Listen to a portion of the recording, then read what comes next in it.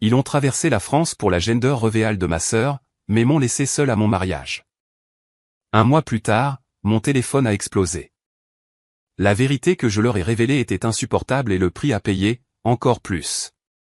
Toute ma famille, les 23 membres, ont traversé la France pour assister à l'ouverture d'un ballon rempli de confettis roses par ma sœur, affrétant des vols, portant des tenues assorties, dans un luxueux domaine de 35 000 € à Saint-Tropez. Un mois plus tard, pas une seule personne n'a fait les 2 heures de route pour me voir me marier. C'est trop épuisant, a dit ma mère. Nous venons juste de voyager, a ajouté mon père. Peut-être la prochaine fois, a textoté ma sœur avec un emoji rieur. 34 jours plus tard, mon téléphone s'est illuminé de 215 appels manqués, messages et messages vocaux de tous mes proches. Ils venaient d'apprendre qui était vraiment mon mari. Et soudain, 2 heures de route ne semblaient plus si loin. Mais voici ce qu'aucun d'eux ne savait. Et ce que je suis sur le point de vous dire, c'est que la distance n'a jamais été le problème, c'était eux. Je m'appelle Stella, j'ai 31 ans, et voici comment j'ai perdu ma famille et découvert que je n'en avais jamais vraiment eu. Laissez-moi vous ramener à un samedi de mars. Le jour où j'ai réalisé que je faisais des auditions pour un rôle que je n'obtiendrais jamais. La famille Dubois vivait à Versailles, dans une maison coloniale à 5 chambres avec une véranda que ma mère repeignait chaque printemps. Toujours en blanc ou en crème, car Patricia Dubois ne faisait pas dans le bricolage de grande surface. La table de la salle à manger accueillait 8 personnes. La nappe en lin venait d'un magasin haut de gamme, et chaque dîner du dimanche avait un ordre de place dont personne ne parlait, mais que tout le monde comprenait. Ma mère était à la tête. Mon père, Richard, était à sa droite, assez près pour acquiescer au bon moment, assez loin pour ne pas gêner. Madison et Brett étaient assis en face l'un de l'autre, comme la royauté à la cour. Et moi, j'étais au bout, près de la cuisine, à côté de la porte battante qui frappait ma chaise chaque fois que quelqu'un se levait pour un autre verre de vin. Ma mère dirigeait une chaîne de 5 boutiques dans toute l'Île-de-France, Maison Patricia. Elle appelait cela son empire. Mon père avait un petit cabinet de conseil en gestion. Stable, respectable, sans histoire. L'argent était suffisant. L'image était tout. Madison, 4 ans plus jeune, ancienne Miss Île-de-France Junior, désormais influenceuse lifestyle avec 45 000 abonnés, avait épousé Brett Keller, un promoteur immobilier qui conduisait un Range Rover et parlait des taux de capitalisation comme d'autres parlent de la météo. Ils vivaient dans une maison de ville de 1,2 million d'euros à Neuilly. Tout dans leur vie semblait cher. Tout dans leur vie devait l'être. Et puis, il y avait moi, graphiste indépendante, appartement d'une chambre à Paris, une Peugeot 308 de 2018 avec une bosse sur le pare-choc arrière que je n'ai jamais fait réparer. Ma mère appelait ce que je faisais le petit truc artistique de Stella. Il y a un portrait de famille sur la cheminée à Versailles. Il a été pris il y a 3 Noëls. Si vous regardez la version encadrée, vous remarquerez que mon visage est coupé à moitié par le bord. Personne ne l'a jamais réencadré. Je ne le savais pas à l'époque, mais dans exactement 4 mois, chaque personne à cette table du dimanche me supplierait pour quelque chose, et je dirais non. La tendance n'a pas commencé avec le mariage. Elle a commencé avec une peinture. J'avais 14 ans. Le concours régional des jeunes artistes d'Île-de-France avait eu 200 candidatures cette année-là, et la mienne a remporté la première place, un paysage à l'huile de la vallée de la Loire. J'y avais passé 4 mois. Mon professeur d'art, Madame Cala, a pleuré quand ils ont annoncé mon nom. Ma mère avait promis d'être au 3e rang. Elle n'y était pas. Le 3e rang était vide. Toute la section était vide.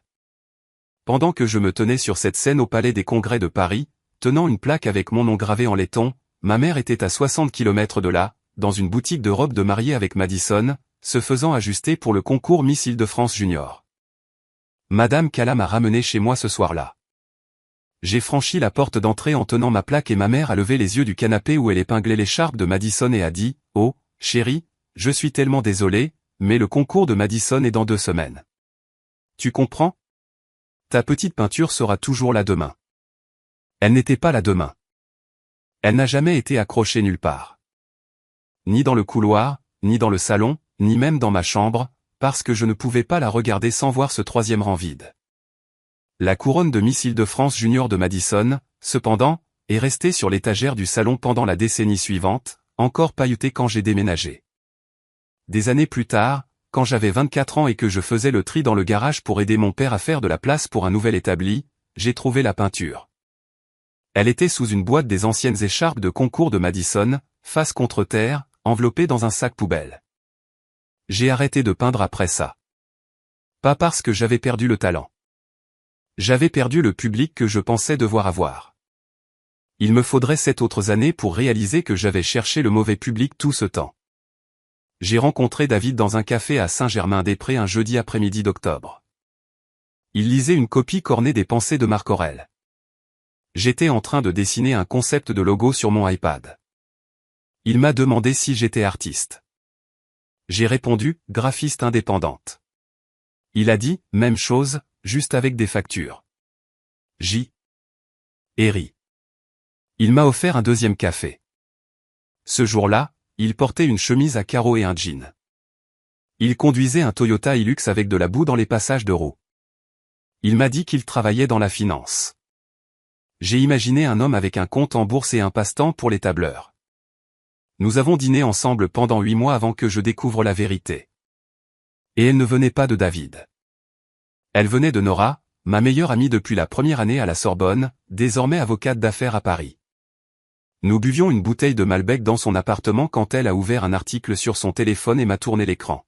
« Stella », a-t-elle dit, « ton petit ami est sur la liste Forbes des 30 moins de 40 ans. » David Ashford, fondateur et PDG, Ashford Capital Partners, un fonds de capital investissement gérant 2,3 milliards d'euros d'actifs.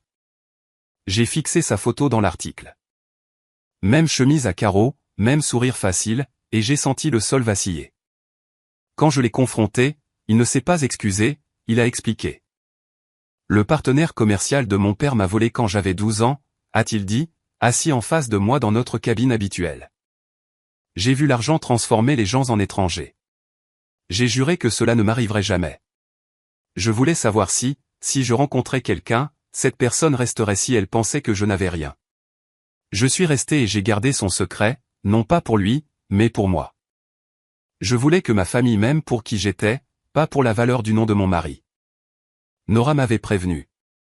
Si ta famille le découvre un jour, elle deviendra soudainement très intéressée par toi. Je lui ai dit qu'elle était cynique. Elle m'a répondu qu'elle était réaliste. David m'a demandé en mariage un samedi matin. Pas de restaurant, pas de spectacle, pas de flash mob, juste nous deux sur un banc au parc de Saint-Cloud, regardant la Seine déferler sur les rochers. La bague était un saphir bleu salon de 3 carats monté en platine. Pour quiconque connaissait réellement les pierres, c'était extraordinaire. Pour ma famille, elle était jolie. J'ai posté une photo sur le chat de groupe familial ce soir-là. Bague à mon doigt, le bras de David autour de moi, les chutes d'eau derrière nous. J'ai tapé, il m'a demandé. J'ai dit oui. La réponse de ma mère est arrivée 14 minutes plus tard, c'est bien, chérie. Puis immédiatement, les filles, quelqu'un a-t-il finalisé la palette de couleurs pour la révélation de Madison? Je pense à rose poudrée et or. Des idées? C'était tout.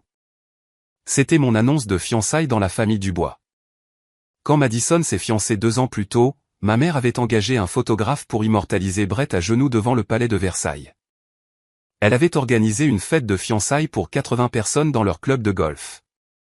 Elle avait posté 14 fois sur Instagram en un seul week-end. Je le sais parce que j'ai aimé chacune des publications. Pour moi, un cœur emoji et un pivot vers les couleurs des ballons.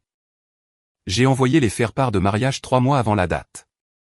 Domaine de la Wisteria, près de Tours, une belle propriété dans les collines de la Touraine, à exactement 1h50 de Versailles en voiture.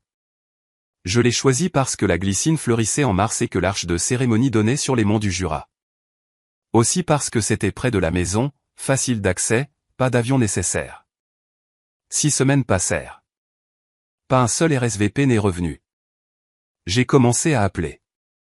Mon père a décroché à la 3e sonnerie et a hésité 30 secondes avant de dire « Ta mère pense que cela pourrait entrer en conflit avec l'emploi du temps de Madison. Le bébé de Madison n'est pas attendu avant 4 mois, papa. » Silence. Un silence long, lourd, familier. J'aurais dû le voir alors, mais l'espoir vous fait garder les yeux à moitié fermés alors qu'ils devraient être grands ouverts. La révélation du sexe de Madison a eu lieu au Ritz-Carlton de Saint-Tropez. Organisatrice d'événements, arche de ballon qui coûtait plus que mon loyer mensuel, orchestre de jazz live, images de drone de la chute des confettis au-dessus du golfe. Ma mère avait tout organisé, avec un bar à fruits de mer et un gâteau à 6 étages en forme de landau. 23 membres de la famille avaient fait le déplacement. Tante Linda de Bordeaux, tante Rachel de Marseille, oncle Jean de Lyon, des cousins que je n'avais pas vus depuis l'enterrement de ma grand-mère se sont présentés dans des robes d'été roses assorties. Car Patricia Dubois avait envoyé un email groupé avec un mood board et un code vestimentaire obligatoire. J'y suis aussi allé, j'ai payé mon propre billet, ma propre chambre d'hôtel, et je me suis assise à une table près de la cuisine, la même position à chaque réunion de famille, juste avec un meilleur éclairage. David est venu avec moi. Il portait un polo bleu marine et un chino. Personne ne lui a posé une seule question de toute la soirée, sauf Brett, qui s'est penché par-dessus la table pendant le dessert et a dit « Alors, vous faites quoi dans la vie ?» « Finance », a répondu David. Brett a souri de travers. « Un truc de trader journalier, genre. » David a siroté son vin. « Quelque chose comme ça. » Puis Brett s'est tourné vers son ami Grégoire de l'autre côté de la table et a commencé à parler de son sujet préféré, lui-même. « J'essaie d'obtenir un rendez-vous avec Ashford Capital », a-t-il dit en desserrant sa cravate. Le plus grand fonds de capital investissement faisant du développement côtier sur la Côte d'Azur. Si j'y parviens, on parle de richesse intergénérationnelle. Il a frappé la table. Celui qui dirige ce fonds, je tuerais pour avoir 15 minutes avec lui. David était assis à moins d'1 mètre. J'ai serré sa main sous la nappe. Il n'a pas bronché. J'ai entendu ma mère près de la table des gâteaux dire à tante Linda le coût total, 40 000 €. Elle en avait contribué 15 000 € elle-même. Rien que le meilleur pour Mamadi, a-t-elle dit, essuyant ses yeux avec une serviette de cocktail monogrammée. J'ai pensé à mes faire-part de mariage restant sans réponse dans 23 boîtes aux lettres, et j'ai applaudi quand les confettis sont tombés. Les RSVP ont commencé à revenir 4 semaines avant mon mariage. Chacun disait la même chose, refus. Tante Linda, nous venons juste de prendre l'avion pour Saint-Tropez le mois dernier, chérie. Nous sommes complètement épuisés par le voyage. Bordeaux à Versailles, c'est 4 heures de route. Bordeaux à Saint-Tropez, c'est un vol de 3 heures, mais l'épuisement est apparemment directionnel. Tante Rachel, c'est juste trop loin pour un week-end. Stella, elle avait pris un vol de 5 heures depuis Marseille pour une révélation de sexe. Un trajet de 2 heures jusqu'à Versailles était loin. Madison, je suis enceinte. Stella, je ne peux pas faire d'efforts. Envoie des photos, par contre. Elle était enceinte de 5 mois, les mêmes 5 mois où elle avait dansé jusqu'à minuit en talons à Saint-Tropez. Mon père a envoyé un SMS, j'ai serré, Stella. Tu sais comment c'est. Il n'a pas essayé. Il n'est pas venu. Et puis, 10 jours avant le mariage, ma mère a appelé. J'ai enregistré l'appel. La loi française autorise l'enregistrement si l'on est parti à la conversation, et Nora, mon amie avocate, m'avait conseillé de commencer à documenter des mois auparavant. Je ne savais pas pourquoi à l'époque. Je lui faisais juste confiance. Chérie, a dit ma mère, sa voix nappée de ce ton sucré qu'elle utilisait quand elle était sur le point de dire quelque chose de cruel. Ce n'est qu'une petite cérémonie de toute façon, n'est-ce pas? Ce n'est pas comme la révélation de Madison. Ça, c'était un vrai événement. Ne le prends pas personnellement. J'ai tenu le téléphone loin de mon visage et j'ai regardé l'invitation sur mon bureau. Carton crème, écriture dorée, domaine de la Wisteria, 15 mars, le jour où ma vie était censée changer. 23 invitations, 23 refus, et ma mère avait le sang-froid d'appeler mon mariage pas un vrai événement. Je n'ai pas pleuré cette nuit-là.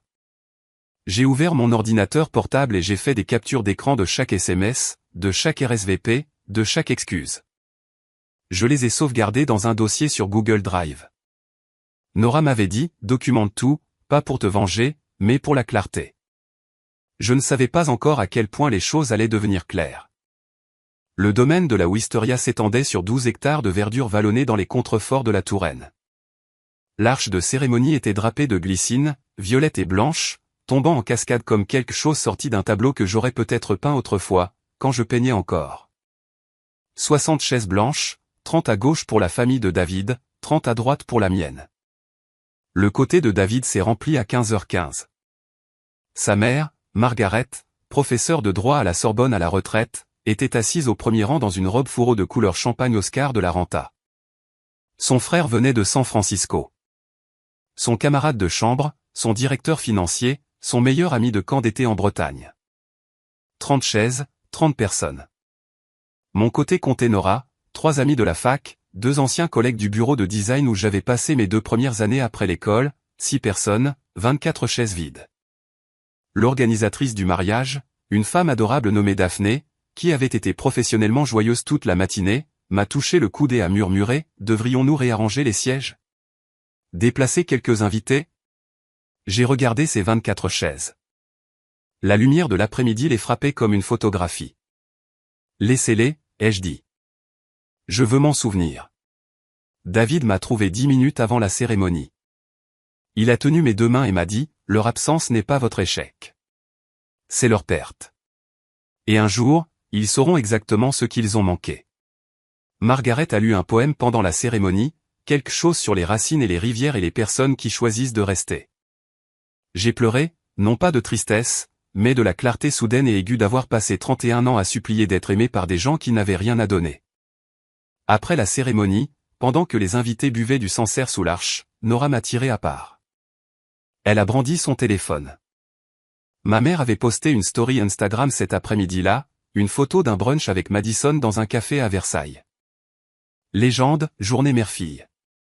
Même jour, même après-midi, à 2 heures de distance. Bénédicte au lieu du mariage de sa fille aînée.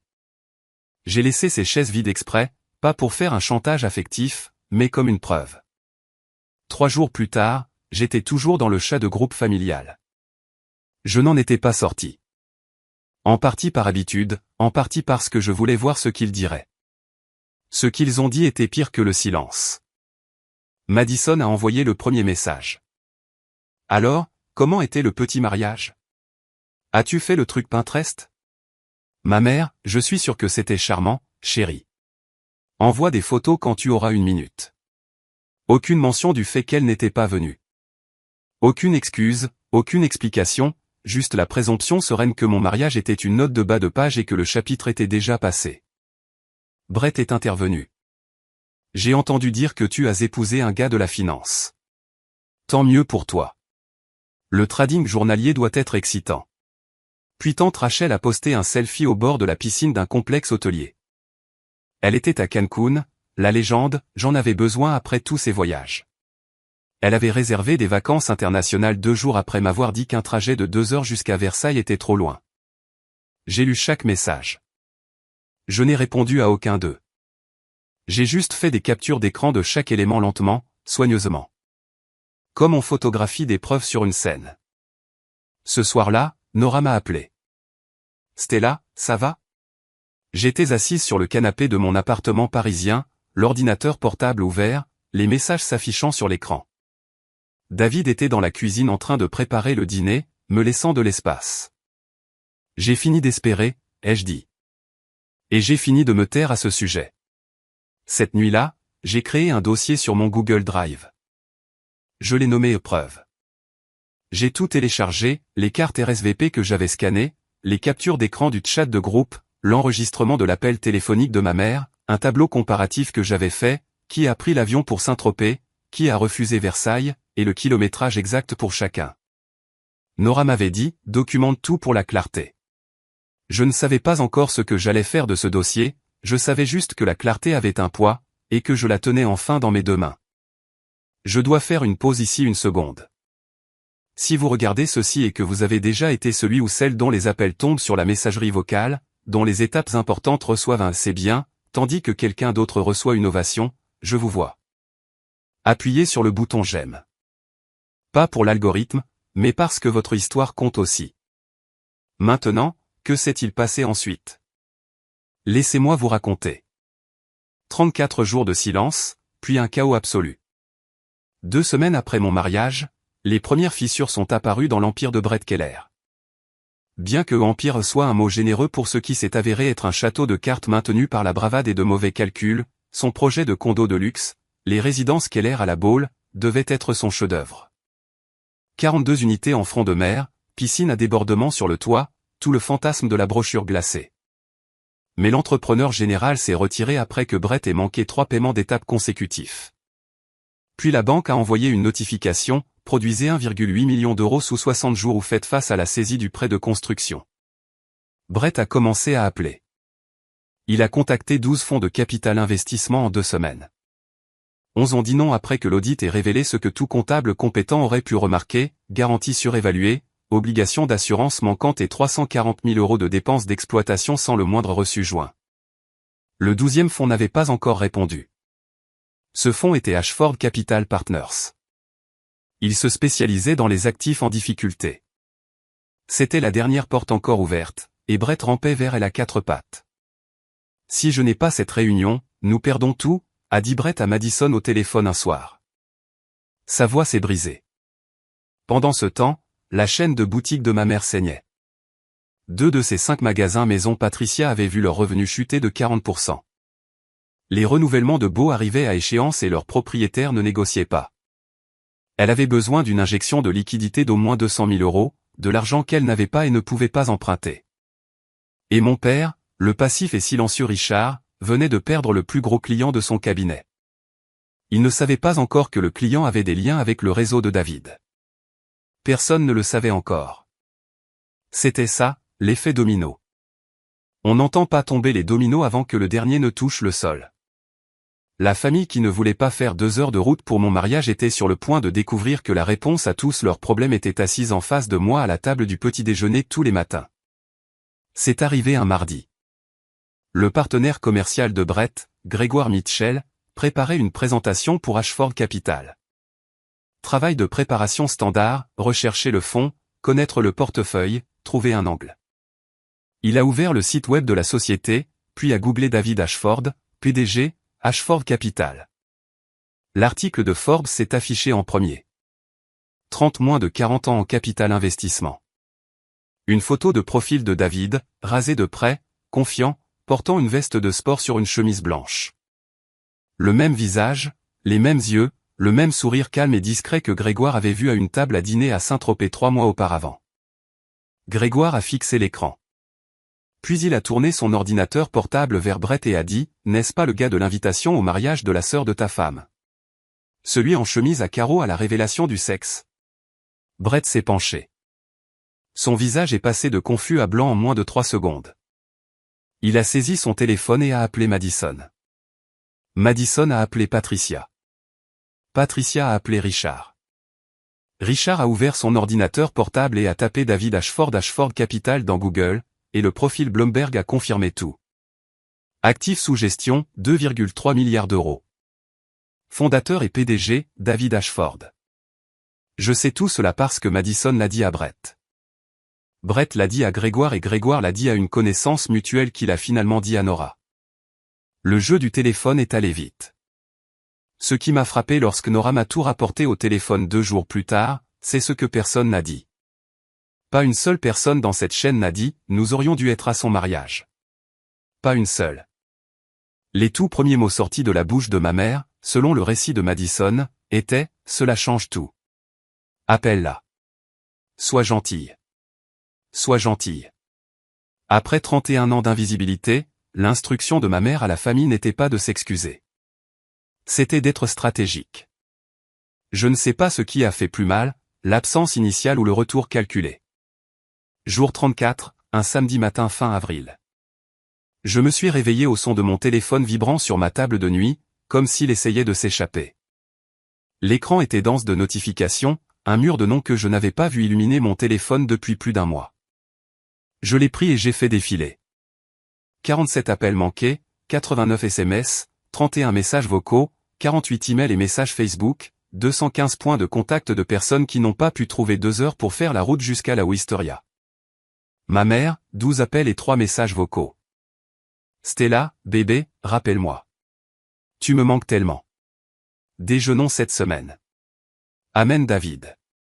Nous aimerions mieux apprendre à le connaître. Madison, OMG.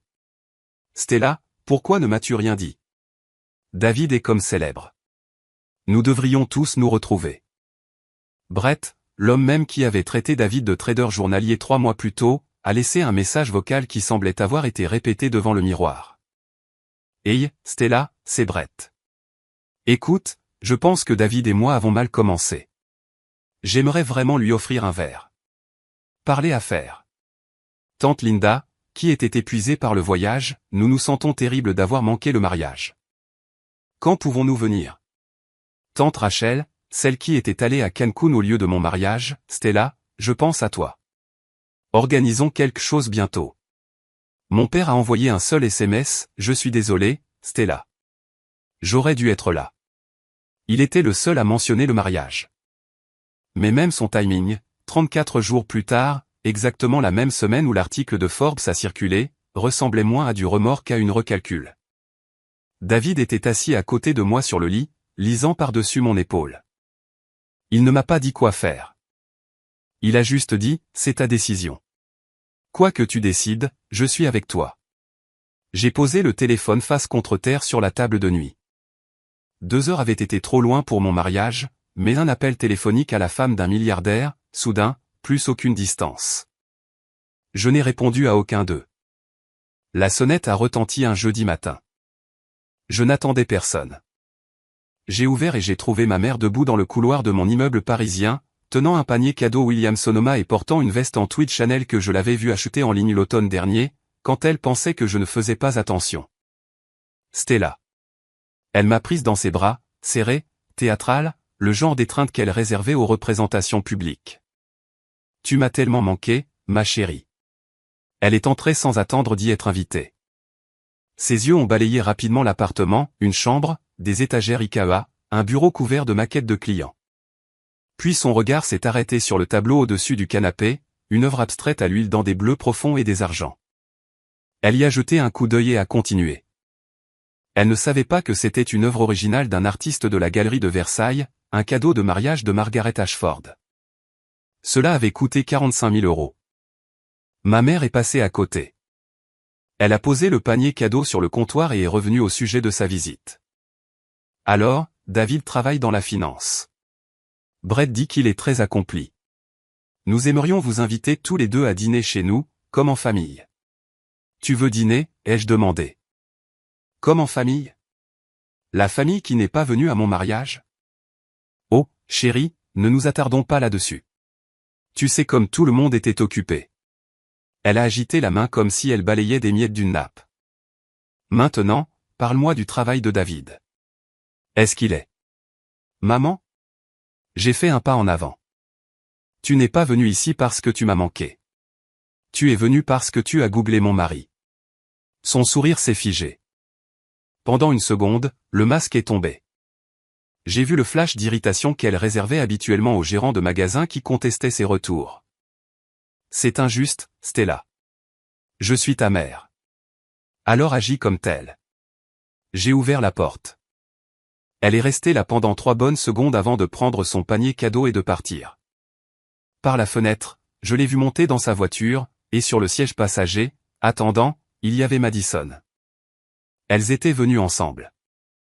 Elles avaient planifié cela. Tu as oublié mon exposition d'art, ma remise de diplôme et mon mariage. Mais tu as retenu la valeur nette de mon mari. J'ai pris note de cela. Quand la douceur n'a pas fonctionné, ma mère est passée à la pression. Dans les 48 heures suivant le moment où j'ai claqué la porte au nez, tous mes téléphones ont commencé à sonner avec une campagne coordonnée qui aurait impressionné un comité d'action politique. Madison a appelé en premier. Stella, maman est vraiment blessée. Tu es égoïste. Tout ce qu'elle voulait, c'était un dîner. Est-ce si terrible? Puis Brett par email, et il a mis Madison en copie, comme s'il s'agissait d'une réunion du conseil d'administration. Stella, je pense qu'il y a eu un malentendu. J'aimerais discuter d'une synergie commerciale potentielle avec David. Cela pourrait bénéficier à toute la famille. Fixons un appel. Tante Linda, Stella, ne sois pas difficile. Ta mère tient à toi. Mon père par SMS, s'il te plaît, viens juste dîner. Ça va passer. Et tante Rachel, celle qui était allée à Cancun au lieu de mon mariage, a posté sur Facebook cette semaine-là, la famille, c'est tout, et m'a tagué publiquement pour que tout le monde puisse voir à quel point elle était dévouée. J'ai bloqué 8 numéros. Ils ont appelé depuis de nouveaux numéros. J'ai bloqué ceux-là aussi. Ils ont utilisé les téléphones d'autres personnes. L'appartement semblait assiégé par des gens qui n'avaient jamais frappé à la porte quand j'étais juste Stella. David a proposé d'intervenir. Il aurait pu passer un seul appel, une seule phrase du PDG d'Ashford Capital, et tout se serait arrêté. J'ai dit, non. Si tu te bats pour moi, ils ne me respecteront jamais. Ils auront juste peur de toi. Ce n'est pas ce que je veux. Il n'a pas insisté. Il m'a fait dîner à la place, des pâtes au citron et aux capres et un verre du même Sancerre que nous avions servi au domaine. Nous avons mangé en silence, et le silence ressemblait à une forteresse.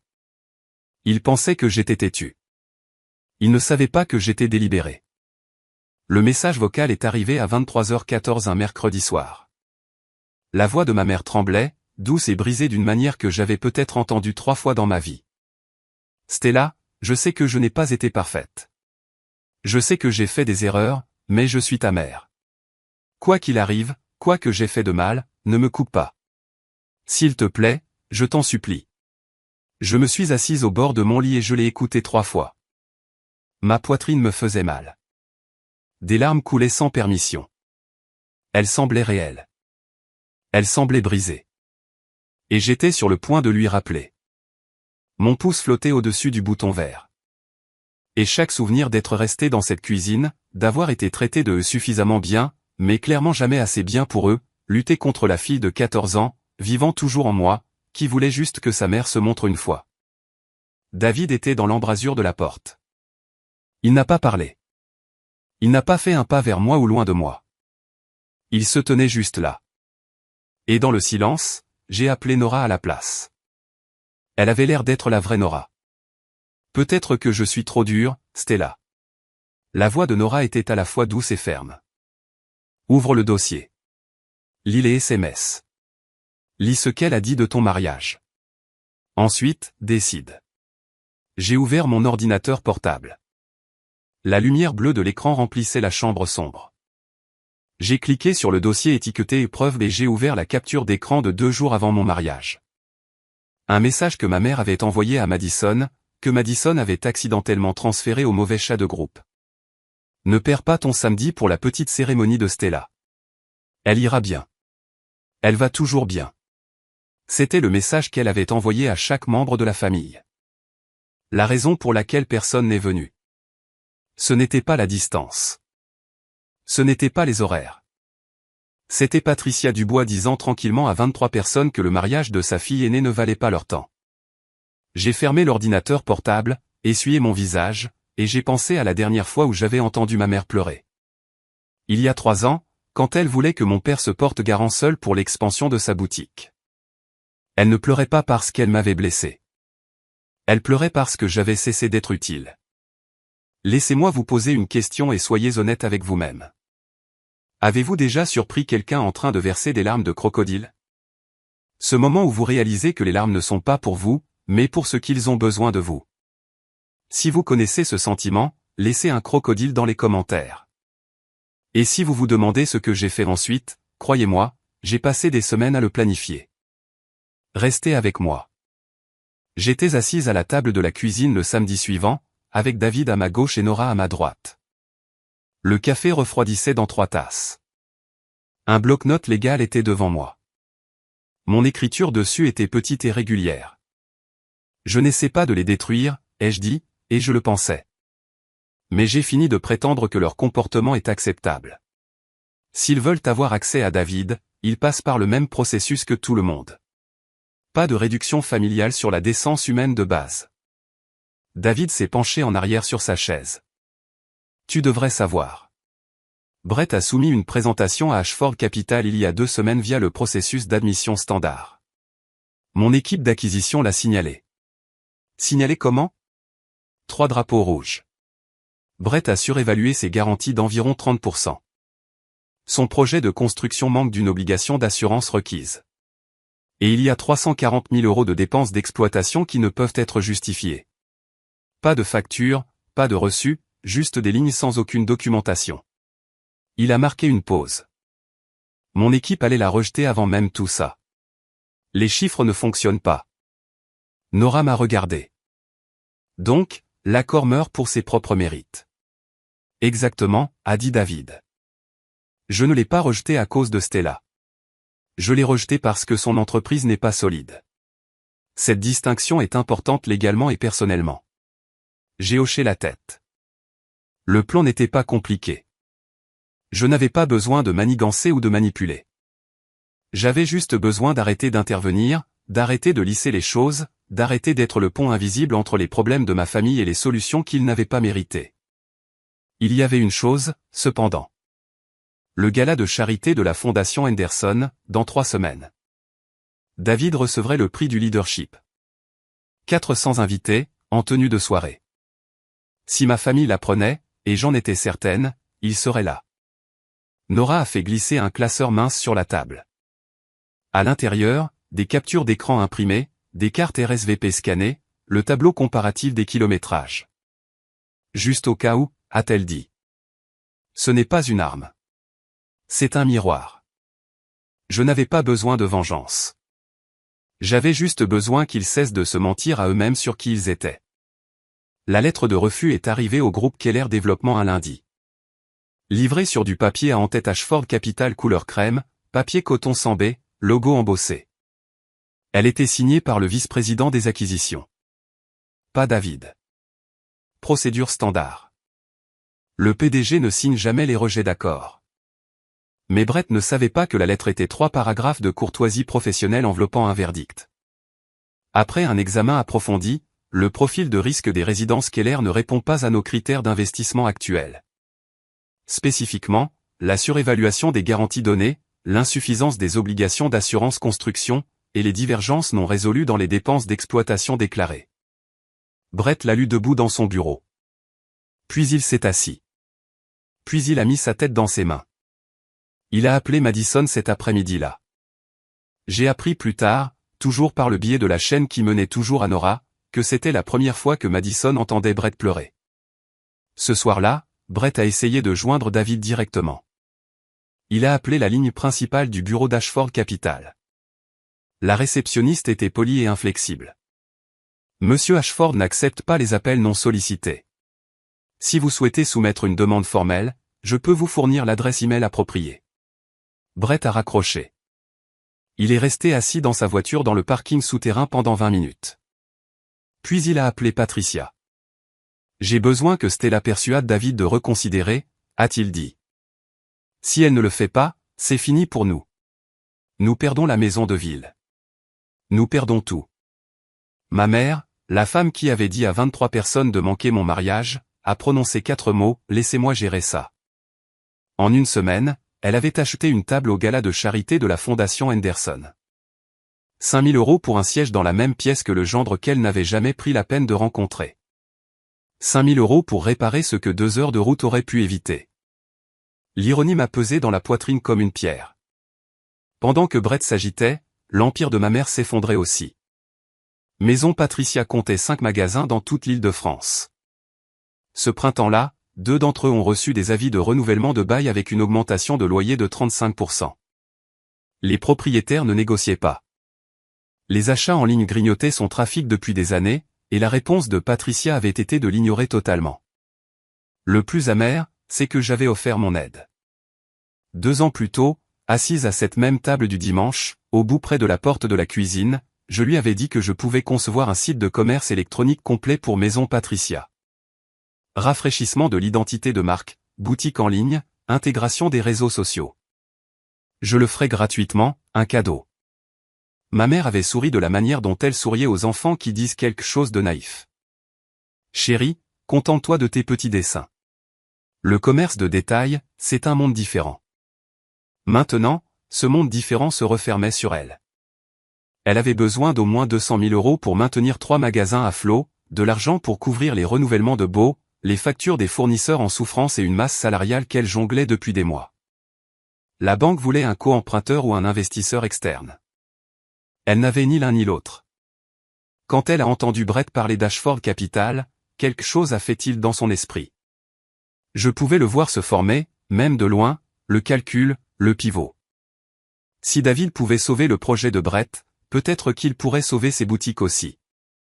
2 problèmes, un gendre milliardaire. Elle a appelé mon père ce soir-là. Nous devons être à ce gala, quel qu'en soit le prix. Richard avait un contact à la Fondation Henderson. Il a acheté la table. 5 000 € que Patricia n'avait pas, débités sur une carte de crédit sur laquelle elle était déjà en retard. Margaret Ashford m'a appelé le lendemain de l'achat. « Chérie », m'a-t-elle dit, « une table a été réservée pour votre famille au gala. » « Est-ce la tienne ?» J'ai regardé par la fenêtre la scène, argentée sous la lumière de l'après-midi. C'était la veille du gala. J'étais dans le Penthouse de Versailles en train d'essayer la robe que David avait choisie pour moi. Carolina Herrera, noire, longueur planchée, une beauté nette et discrète. Le genre qui ne s'annonce pas mais reste dans la pièce longtemps après votre départ. Je gardais toujours mon appartement parisien. Je ne l'avais pas abandonné. C'est qui j'étais avant. J'ai dit une fois à David, je ne veux pas l'oublier. Le Penthouse avait des bails vitrés donnant sur la Seine. Les lumières du centre Pompidou scintillaient sur l'eau. Je me suis tenu devant le miroir pleine longueur dans le foyer et je me suis regardé. 31 ans. Robe Carolina Herrera, bague saphir attrapant la lumière de la lampe, et tout ce que je pouvais voir, c'était Stella, 14 ans, sur une scène à Paris, tenant une plaque de laiton, fixant une rangée de chaises vides. David est venu derrière moi. Tu n'as rien à leur dire demain. Le simple fait d'être là suffit. Non, ai-je dit, ajustant mon décolleté. Ils ont besoin de l'entendre. Pas pour moi. Pour la version de moi qui se tenait sur cette scène à 14 ans et est rentrée chez elle avec son professeur d'art. La sonnette a retenti à 9 heures. Nora. Elle avait le classeur avec elle, le dossier de preuves imprimé, soigneusement organisé, étiqueté, enfermé dans une mince couverture noire. Elle l'a posé sur le comptoir de marbre de la cuisine et a dit, juste au cas où. Je l'ai pris.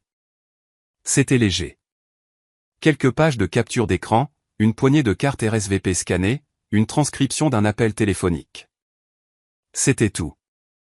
Mais chaque page portait le poids d'une promesse que quelqu'un avait rompue et n'avait jamais pris la peine de réparer. Je me suis regardé une dernière fois dans le miroir. J'avais passé 31 ans à me rendre assez petite pour correspondre à leurs attentes. Demain, je me tiendrai de toute ma hauteur.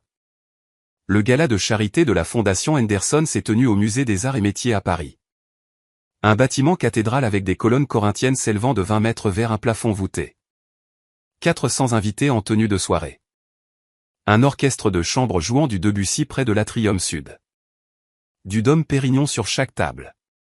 Un demi-million d'euros collectés pour des associations caritatives éducatives avant même le premier discours. David et moi sommes arrivés en voiture avec chauffeur. Il portait un smoking Tom Ford sur mesure. Je portais une petite pochette Hermès juste assez grande pour mon téléphone et quelques pages pliées. À l'intérieur, la salle bourdonnait de pouvoir. PDG, gestionnaire de fonds, 2 sénateurs en exercice, un ancien secrétaire d'État. Ils connaissaient tous David. Ils lui ont serré la main, ont embrassé ma joue, nous ont félicités pour le prix. Vous devez être Stella, a dit une femme aux cheveux argentés. David ne cesse de parler de vous. J'ai souri. J'ai serré des mains. Et à travers la salle, à la table 14, pressée contre le mur du fond comme une pensée tardive, je les ai vus. Ma mère dans une robe rouge de chez Monoprix, essayant désespérément d'avoir l'air de quelque chose de plus. Brett dans un costume qui tirait sur ses épaules. Madison, enceinte de 6 mois, serrant son petit sac à main. Mon père assis, les mains dans les genoux, fixant la nappe. Il ne m'avait pas encore vu. Il scrutait la salle à la recherche de David Ashford, le nom sur le programme, le visage de l'article de Forbes. Il ne savait pas que j'étais déjà là, à moins de 6 mètres, en train de les regarder chercher.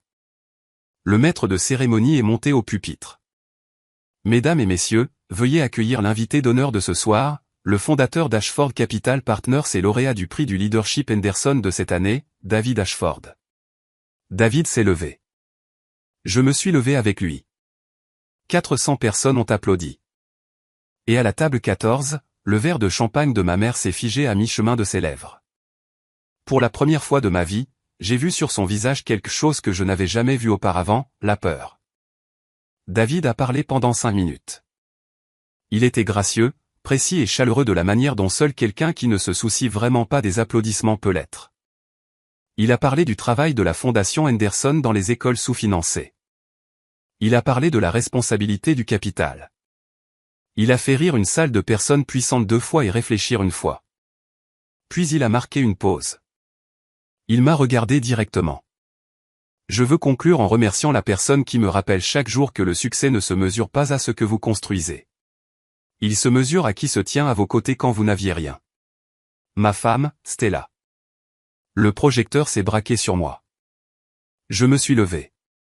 400 personnes se sont levées dans une vague d'applaudissements qui a rempli la vaste salle du sol en marbre au plafond voûté. À la table 14, ma mère était devenue pâle. Madison serrait le bras de Brett si fort que ses jointures blanchissaient. La mâchoire de Brett était bloquée. Mon père regardait son assiette comme si la réponse à toute sa vie était écrite sur la porcelaine. Après le discours, je les ai regardés bouger. Patricia s'est levée la première, redressant sa robe, levant le menton, appliquant le sourire brillant et lisse qu'elle portait comme une armure. Elle a traversé la foule avec Madison et Brett derrière elle comme une caravane. Stella. Elle a écarté les bras. Oh mon Dieu, regarde-toi. Nous sommes si fiers de toi, chérie. Elle s'est avancée vers moi devant 3 couples qui regardaient clairement. Une étreinte conçue pour les témoins. Je n'ai pas bougé. Mes bras sont restés le long de mon corps. Salut, maman. Étrange de te voir ici. Tu n'as pas pu venir en Touraine, mais Paris, ça marche. Le sourire s'est légèrement fissuré. Oh, ne sois pas ridicule. Nous sommes là pour te soutenir. Vous êtes là parce que le projet de Brett a besoin de 4,2 millions d'euros. La phrase est tombée comme un verre brisé sur du marbre. Les 3 couples se sont retournés. 2 membres du conseil d'administration Henderson se tenaient juste derrière ma mère et se sont figés. Le silence a duré 3 secondes, mais il contenait le poids de 31 ans. Ma mère s'est vite ressaisie. Elle l'a toujours fait. Stella, ce n'est pas le lieu. Tu as raison, ai-je dit. Le lieu était le domaine de la Wisteria, le 15 mars, à 2 heures de ta maison. Mais tu n'y étais pas. Brett s'est avancé, sa voix basse et urgente. Stella, allons parler en privé. J'ai une proposition pour David. J'ai ouvert ma pochette. J'ai sorti une seule page pliée et je la lui ai tendue. Voici le SMS que tu as envoyé à Madison la semaine de mon mariage. Tu appelais ça le petit truc de Stella. Tes mots exacts étaient, pourquoi perdrais-je un samedi pour ça? Brett a pris le papier comme s'il était brûlant. Ça sort de son contexte. Je me suis tourné vers ma mère. Ma voix était stable. Je ne tremblais pas. Je n'étais pas forte. Et ceci, ai-je dit, sortant une 2e page. C'est le message que tu as envoyé à chaque membre de la famille, leur disant de ne pas venir. Ne perdez pas votre samedi pour la petite cérémonie de Stella. Elle ira bien. Elle va toujours bien. La bouche de Patricia s'est ouverte. Rien n'en est sorti. Je n'ai jamais. Ce n'est pas maman. J'ai la capture d'écran. Madison l'a transférée par accident. Je l'ai sauvegardée. Madison a commencé à pleurer. Stella, tu fais tout un plat.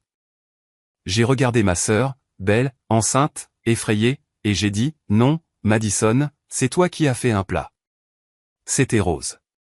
Ça a coûté 40 000 euros, et tout le monde a pris l'avion pour Saint-Tropez pour ça. Moi, je voulais juste 2 heures de leur temps. J'ai eu 0. Le groupe autour de nous s'était agrandi. Un membre du conseil d'administration Henderson se tenait à 1 mètre à ma gauche. Un journaliste du Washington Business Journal était à 3 mètres derrière ma mère. Personne n'a parlé. Personne n'est intervenu. Ils ont juste écouté. J'ai replié les pages, les ai remises dans la pochette, et j'ai claqué le fermoir. Vous n'êtes pas venu à mon mariage parce que ça ne valait pas votre temps. Vous êtes ici ce soir parce que mon mari vaut votre argent. Je connais la différence. Et maintenant, tout le monde dans cette salle aussi.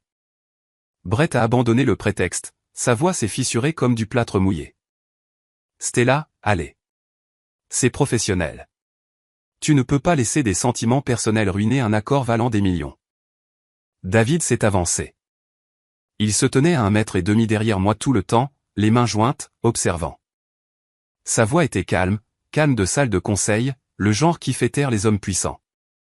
L'accord a été rejeté il y a 3 semaines, monsieur Keller. Vos chiffres ne correspondaient pas à nos critères. Cela n'avait rien à voir avec Stella. Brett l'a fixé. Ça. Vous ne pouvez pas, les mots n'allaient nulle part. Il ressemblait à un homme qui venait de heurter un mur qu'il ne pouvait pas voir. Ma mère a tenté un dernier coup. Elle a tendu la main pour prendre la mienne, ses doigts se refermant sur les miens. Chérie, je suis ta mère. Tu ne peux pas faire ça à ta famille. J'ai retiré ma main doucement, comme si je lâchais un ballon. Vous avez choisi pour quelle famille vous montrez. Je respecte juste votre choix. Madison sanglotait ouvertement maintenant. Du mascara sur ses joues, une main sur son ventre.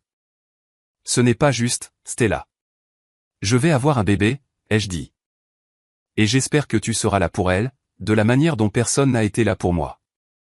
La salle retint son souffle. Mon père n'avait pas dit un mot.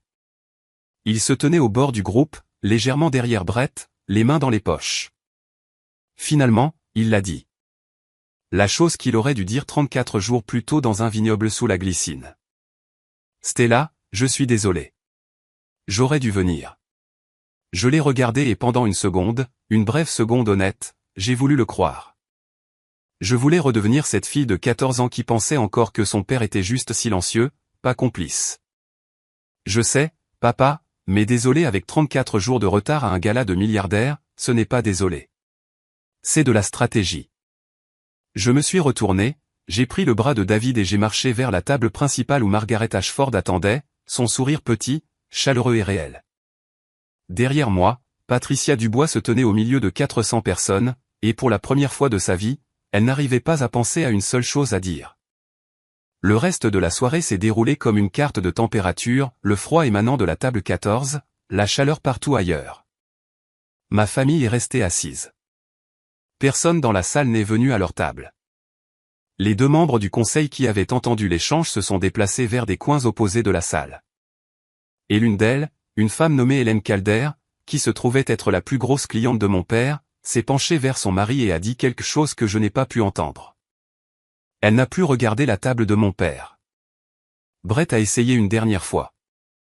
Il s'est approché d'un gestionnaire de fonds spéculatifs près du bar, s'est présenté et a présenté les résidences Keller en moins de 60 secondes. L'homme a siroté son bourbon, a regardé Brett de haut en bas et a dit « Je pense que vous devriez vous concentrer d'abord sur votre situation familiale, monsieur Keller. » Puis il est parti. Madison est partie avant le dessert. Elle a pleuré dans la salle de bain pendant 10 minutes, puis a commandé un VTC pour rentrer chez elle. Patricia a bu 3 coupes de champagne en 20 minutes et a dû être escortée jusqu'au hall par Richard, dont le visage ressemblait à de la pierre sculptée. Pendant ce temps, à notre table, David me présentait au directeur de la fondation Henderson. Il recherchait un designer pour relooker leur initiative éducative, nouvelle identité visuelle, campagne numérique, matériel de sensibilisation. Nous avons parlé pendant 40 minutes. Elle aimait mon portfolio. Elle aimait mes idées. Elle n'a jamais mentionné le nom de David pendant la conversation. Margaret m'a serré la main sous la table. Une journaliste du Washington Business Journal était au gala. Elle n'a pas écrit sur la confrontation. Elle avait plus de tact que ça. Mais la semaine suivante, elle a publié un article, Le couple discret et puissant, comment le PDG d'Ashford Capital et sa femme designer redéfinissent la philanthropie. Ma famille a lu chaque mot. Je le sais parce que Nora m'a dit qu'il l'avait partagé dans le chat de groupe. Le chat de groupe que j'avais finalement quitté. Une semaine après le gala, la banque l'a officialisé. Brett n'a pas réussi à obtenir un financement de remplacement dans le délai de 60 jours. Le prêt de construction des résidences Keller a été saisi. La propriété est revenue au prêteur. L'équité personnelle de Brett, 800 000 € qu'il avait investi au cours de 2 ans, avait disparu. 42 condos de luxe sont devenus un squelette de béton à moitié fini surplombant la Baule. Il a déclaré la faillite de chapitre 7. Keller Développement Group a cessé d'exister. La maison de ville de 1,2 million d'euros à Versailles a été mise sur le marché à perte. Madison a fait ses valises, ce qui restait, dans le SUV de sa mère et est retourné vivre dans la maison coloniale à Versailles. Puis la deuxième fissure s'est ouverte. En triant les comptes de la société de Brett pendant la procédure de faillite, Madison a trouvé ce que l'équipe d'audit d'Ashford Capital avait signalé, 340 000 € de dépenses d'exploitation sans reçu. Elle a trouvé les relevés de cartes de crédit, les factures d'hôtel dans des villes où Brett n'avait aucun projet, des notes de restaurant pour deux, un appartement loué à Nantes sous une société qu'elle n'avait jamais entendue. Brett fréquentait son responsable de bureau depuis 6 mois. Pendant toute la grossesse de Madison, pendant la révélation du sexe, les robes d'été roses assorties, la fête à 40 000 € au Ritz-Carlton. Madison m'a appelé à 2 heures du matin. Sa voix était brute, dépouillée de l'intonation Instagram, du droit acquis décontracté, de la confiance facile d'être la favorite de la famille. Stella, je ne savais rien de tout ça. Je suis tellement désolé. Pas pour David, pour tout ce qui te concerne. J'ai écouté. Je n'ai pas raccroché. Je ne l'ai pas non plus réconforté. J'y penserai, Madison, mais pas ce soir. J'ai posé le téléphone. David était réveillé à côté de moi, regardant le plafond. C'était la première chose réelle que ma sœur me disait depuis des années. Mais un appel téléphonique à 2 heures du matin avec tout qui brûlait autour d'elle n'effaçait pas ce que 27 ans de silence avaient construit. Maison Patricia a fermé 2 magasins fin mai. Les renouvellements de bail sont venus et repartis sans signature. Le magasin de la Défense a fermé un mardi. Le magasin de Versailles a suivi la semaine suivante. Les portants qui contenaient autrefois des chemisiers en soie et des sacs en cuir italien étaient dépouillés jusqu'au métal nu. Un panneau au bail disponible est apparu dans chaque vitrine avant la fin du mois. 3 magasins restaient, mais ils perdaient de l'argent. Les répercussions sociales ont été plus silencieuses et plus profondes. Le cercle du club de golf de Versailles fonctionnait sur les potins comme la plupart des écosystèmes fonctionnent sur l'oxygène. Quelqu'un qui avait été au gala, ou qui connaissait quelqu'un qui y avait été, a raconté à quelqu'un du comité du déjeuner de printemps ce que Patricia avait fait. Elle a dit à toute sa famille de ne pas aller au mariage de sa propre fille, et cette fille avait épousé un milliardaire. Cette phrase s'est propagée dans le cercle social de Patricia comme un poison à action lente. La présidente du comité l'a appelée la semaine suivante. Nous pensons que le comité a besoin d'une nouvelle énergie cette saison. Patricia, je suis sûr que tu comprends. Hélène l'a appelée. La membre du conseil, la plus grosse cliente de mon père, a transféré son contrat de conseil à un autre cabinet. Elle l'a dit directement à Richard. J'ai besoin de quelqu'un en qui je peux avoir confiance pour mon entreprise familiale. Il n'a pas discuté. Il ne pouvait pas. Ma mère a tenté un dernier coup sur les réseaux sociaux. Elle a posté une photo d'enfance de moi, des taches de peinture sur les doigts, souriant à l'appareil photo à 7 ans, avec une légende, ma belle aînée. Si fière de tout ce que tu es devenu. J'ai signalé la publication, puis j'ai bloqué son compte. Il y a eu un moment, Nora me l'a raconté plus tard, où Patricia était assise seule dans le magasin principal de Maison Patricia après l'heure de fermeture. Les néons ronronnaient. Les portants étaient à moitié vides. Les miroirs reflétaient une femme assise sur un pouf en velours sans public et sans scénario. Quand suis-je devenue cette personne, aurait-elle demandé au magasin vide. Mais elle ne m'a toujours pas appelé pour s'excuser. Elle a appelé pour demander si je reconsidérerais le fait que David examine son plan d'affaires. Cela m'a tout dit ce que j'avais besoin de savoir. 3 semaines après le gala, je me suis assise au bureau de mon appartement parisien, celui que je gardais toujours, celui avec les maquettes de clients et la lampe IKEA ébréchée, et j'ai écrit des lettres, une pour chacun d'eux. À la main sur du papier Crane et compagnie avec un stylo Montblanc que Margaret m'avait donné en cadeau de mariage. Nora a révisé les brouillons finaux, non pas pour le sentiment, mais pour la clarté juridique. Elle a supprimé une phrase qui aurait pu être interprétée comme une menace et a adouci 2 autres qui frôlaient l'accusation. Ce qui restait était clair. La lettre disait « Je n'écris pas ceci par colère. J'écris ceci avec clarté. Pendant 31 ans, j'ai attendu que cette famille me voie. Je me suis rendue plus petite, plus silencieuse, plus arrangeante, espérant qu'un jour cela suffirait. Cela n'a jamais été le cas. Vous avez traversé 15 régions pour une révélation de sexe. Vous n'avez pas pu faire 2 heures de route pour mon mariage. Vous avez trouvé mon mari en 34 jours. Mais vous ne m'avez jamais trouvé en 31 ans. Je vous souhaite le meilleur. Vraiment. Mais je ne serai plus disponible. Pas pour les dîners, pas pour les fêtes, pas pour les propositions commerciales. Ce n'est pas une punition. C'est la paix. Je n'ai pas besoin que vous compreniez. J'ai juste besoin que vous cessiez de frapper à une porte que j'ai enfin fermée. J'ai posté 5 copies par courrier recommandé avec accusé de réception, numéro de suivi enregistré, confirmation de livraison sauvegardée. Puis j'ai changé mon numéro de téléphone, bloqué tous les comptes familiaux sur toutes les plateformes. Nora est devenue le seul contact d'urgence, situation médicale uniquement. David m'a tenu ce soir-là sur le balcon du Penthouse de Versailles. La Seine coulait en dessous de nous, sombre et stable. Je me suis appuyé contre lui et j'ai respiré profondément, pleinement, et j'ai réalisé quelque chose que je n'aurais pas pu expliquer à quelqu'un qui ne l'avait pas vécu. Pour la première fois en 31 ans, je n'attendais plus que quelqu'un se montre. Et le silence qui a suivi n'était pas un vide. C'était le son d'une porte qui se fermait du bon côté. 6 mois plus tard, voici où les dominos sont tombés. La faillite de chapitre 7 de Brett a été approuvée par le tribunal en août. Son permis de promoteur en Touraine a été révoqué en raison d'une mauvaise gestion financière documentée. Les papiers du divorce ont suivi en septembre. Madison a engagé la procédure, invoquant l'adultère et les dettes dissimulées. Le partage des biens a été bref car il ne restait rien à diviser. Madison a eu son bébé en juillet.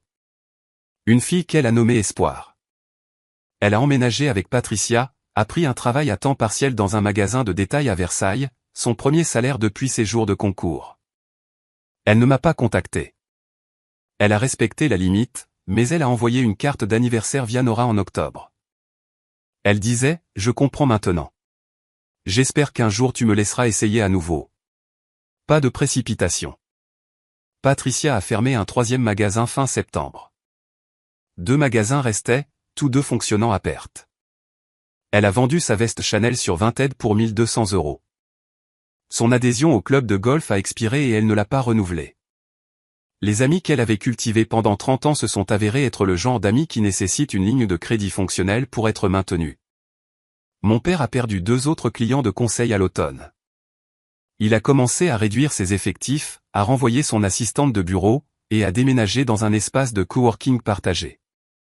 Il m'a envoyé une lettre par l'intermédiaire de Nora. Elle ne demandait pas d'argent. Elle demandait juste de parler. Je n'ai pas répondu, mais je ne l'ai pas jeté non plus. Et moi, j'ai signé un contrat de design avec la Fondation Henderson, un relooking complet de leur initiative éducative nationale. C'était le plus grand projet de ma carrière, et je l'ai obtenu sur mon portfolio, pas sur mon pédigré. David et moi avons acheté une maison à la campagne en Touraine, à 40 minutes de Versailles, mais à un monde de distance. Il conduisait toujours le Hilux le week-end. J'ai converti la véranda en studio. Au-dessus de la cheminée du salon, j'ai accroché un tableau, un paysage à l'huile de la vallée de la Loire peint par une fille de 14 ans qui avait remporté la première place et attendu 17 ans que quelqu'un le remarque. Il a fallu tant de temps pour l'accrocher. Pas parce que je l'avais oublié, mais parce que j'avais enfin trouvé un mur qui le méritait. La carte est arrivée par Nora un vendredi de novembre. Écrite à la main sur du papier craft, pas d'enveloppe Hallmark, pas de logo, juste l'écriture de Madison, que je n'avais pas vue depuis qu'elle laissait des notes sur la porte de ma chambre au collège. Stella, je l'ai nommée Espoir parce que je veux être un type de mère différent de celui que nous avons eu. Je n'attends pas le pardon. Je veux juste que tu saches que j'essaie. Si ça prend des années, j'attendrai. À l'intérieur de la carte se trouvait un polaroid du bébé Espoir. Joues rondes, cheveux noirs, grands yeux qui semblaient surpris par le flash. J'ai posé la photo sur mon bureau dans le studio, à côté de mon écran et d'une tasse de café froid. Je n'ai pas appelé. Je n'ai pas répondu, mais je n'ai pas non plus rangé la photo. David l'a vue ce soir-là quand il est entré pour me dire que le dîner était prêt. Il l'a prise, a regardé le visage du bébé et a dit « Elle est magnifique ». Elle l'est, ai-je dit. J'y ai beaucoup réfléchi après qu'il ait quitté la pièce. À ce que signifie laisser une porte déverrouillée sans l'ouvrir. À la différence entre le pardon et l'accès. Au fait qu'une limite n'est pas un mur. C'est un portail avec une serrure. Et seul moi tient la clé. Madison pourrait changer. Elle changeait déjà. L'appel téléphonique à 2 heures du matin, la carte manuscrite, le respect silencieux pour une ligne que j'avais tracée, où elle pourrait ne pas changer. Les gens se fissurent parfois et se ressoudent. Et on ne peut pas bâtir sa vie autour du potentiel de quelqu'un d'autre. Je n'ai pas fermé la porte parce que j'ai cessé de m'en soucier. Je l'ai fermée parce que j'ai finalement commencé à me soucier de moi-même. Je suis assise sur le porche pendant que je vous raconte cela. Campagne de Touraine, fin d'automne. Les chênes sont devenus cuivrés et dorés, et les monts du Jura se trouvent à l'horizon comme une aquarelle que quelqu'un a laissé sécher. J'ai une tasse de café à la main.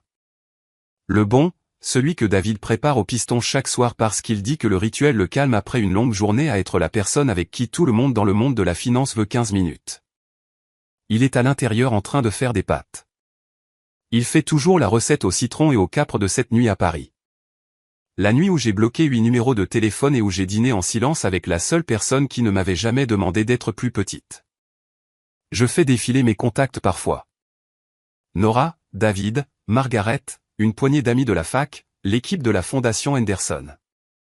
Mon téléphone est plus silencieux qu'avant. Le chat de groupe a disparu. Les dîners du dimanche ont disparu. La chaise vide au bout de la table a disparu parce que je me suis finalement levé. Ma mère avait raison sur une chose.